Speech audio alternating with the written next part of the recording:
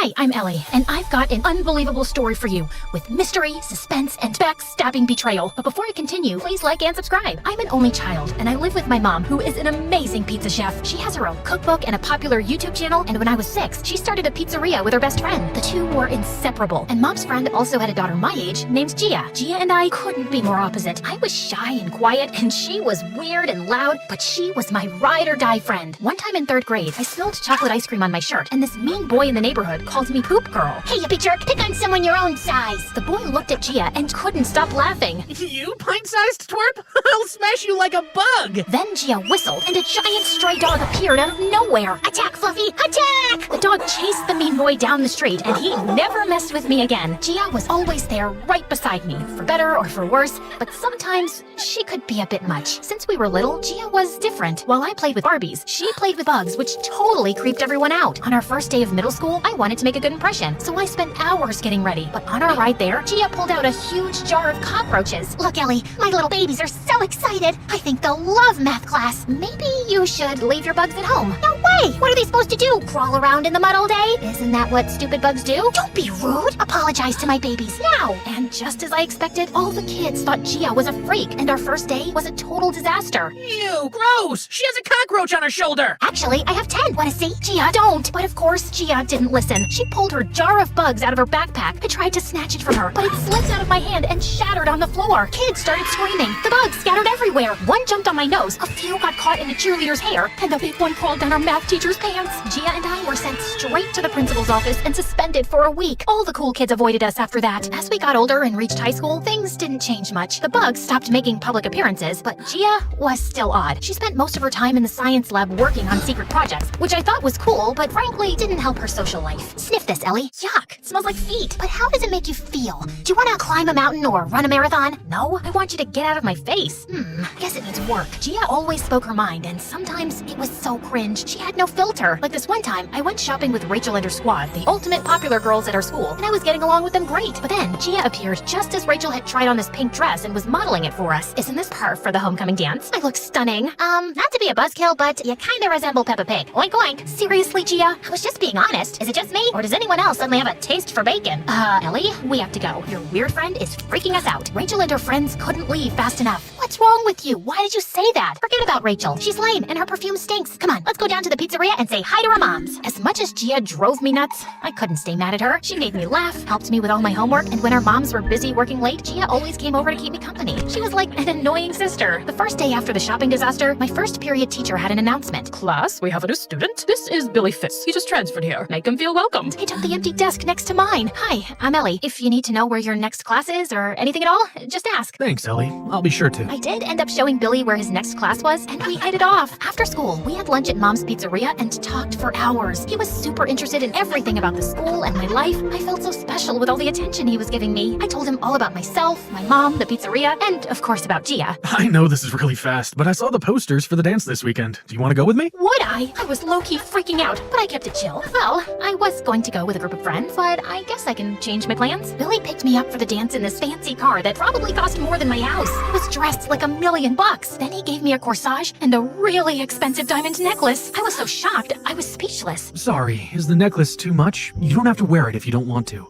It's just that when I saw it, I thought of you. Hey guys, you think you can give me a ride to the dance? My bike's busted. I lost my bus pass and my date, the love of my life, just broke up with me. Gia pretended to cry and my blood boiled. Gia didn't even have a boyfriend. Just as I was about to snap, Billy said the sweetest thing. Forget about him, Gia. I don't know you, but if you're anything like Ellie, then you must be extra special.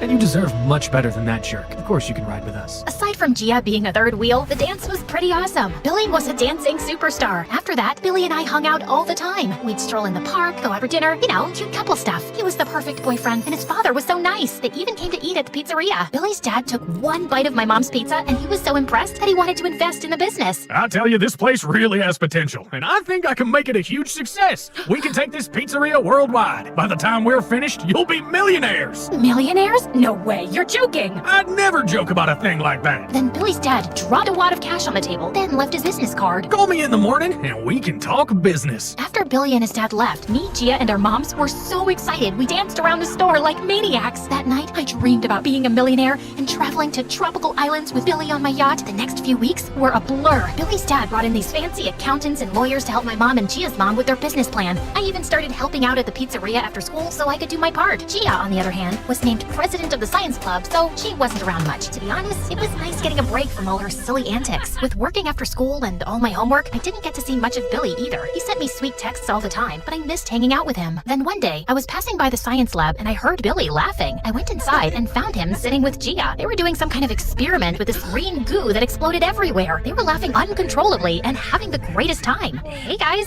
what's up? Hey, Elle, why didn't you tell me that Gia was so awesome? Billy went on and on about Gia's stupid science experiment. I barely understood a word he said. I sat down and tried to help, but they totally ignored me. I felt like an idiot, and seeing them together made me jealous. I stormed off, and they didn't even notice that I'd left. A few days later, things got even worse. I texted Billy to see if he wanted to come over and watch MSA videos, but he said he was too busy to hang out tonight. Sorry, babe. I've got a ton of homework and I'm really tired. Maybe we can hang out next week. I told Billy that I understood and wished him a good night. It was nice out, so I decided to take a walk and get a chocolate sundae at my favorite ice cream shop. But I stopped short in shock when I looked through the window. Gia and Billy were sitting in a booth, sharing a banana split and laughing like a pair of hyenas. Hot rage coursed through my veins as I marched toward the door, but just as I was about to open it, I got a call from my mom. She was with Gia's mom at the pizzeria, and she was in tears. Mom, what's wrong? Before she could answer, the phone disconnected. I raced to the pizzeria, and what I saw next blew my mind. The sign on the pizzeria had changed to Fitz Pizza, and these huge, scary men were shoving all our things into a huge trash compactor. Gia's mom was trying to make the men stop, while my mom sat on the curb crying like a baby. What happened here? We lost our business. Billy's dad took everything. How could this happen? I don't know. It doesn't make any sense. We can't even afford to hire a lawyer to fight back. All our bank accounts are empty. We're ruined. Our lives are over. The police showed up and arrested Gia's mom for punching one of the men in the face. Get your hands off me. This isn't fair. It's not right. Then, Mom fainted. I called an ambulance to take her to the hospital. The doctor said she'd be okay, but they had to keep her a few days for observation. I was devastated. I couldn't believe that Billy's dad was behind this. I called and texted Billy. There had to be some explanation, but Billy didn't answer. I even went to his house, but no one was home. Mom was right. We were ruined. I was so exhausted that I went home to get some sleep. But guess who I found waiting for me on my front porch? That backstabbing witch Gia. That